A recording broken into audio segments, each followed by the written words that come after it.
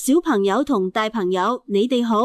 今日福音講一個好出名嘅故事，拉匝祿復活。拉匝祿病咗，佢兩個姊妹馬爾大同瑪利亞就派人去通知耶穌，希望耶穌快啲嚟醫好佢。但耶穌聽到之後，竟然冇即刻出發，反而等咗2日。當耶穌去到嘅時候，拉匝祿已經死咗4日啦。馬爾大見到耶穌就話：主啊，如果你早啲嚟，我個兄弟就唔會死。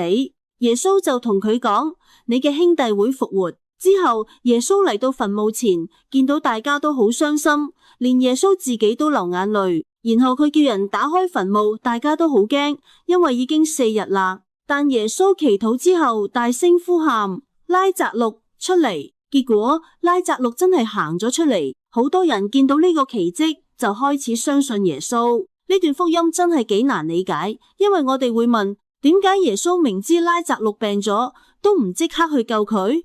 其實耶穌唔係唔關心，而係佢想顯示更大嘅事情。佢唔單止可以醫病，仲可以勝過死亡。有時我哋都會覺得，天主點解唔快啲幫我？但天主嘅時間同我哋嘅時間唔一樣，佢可能唔係即刻解決問題，但佢會用更大嘅方式去帶領我哋。仲有一樣好重要，耶穌見到人傷心，他自己都喊，即係話天主係明白我哋嘅痛苦。佢唔係冷冰冰，而係好愛我哋。今日我哋可以諗一諗，當事情唔順利，好似冇希望嘅時候，我哋會唔會仍然相信天主？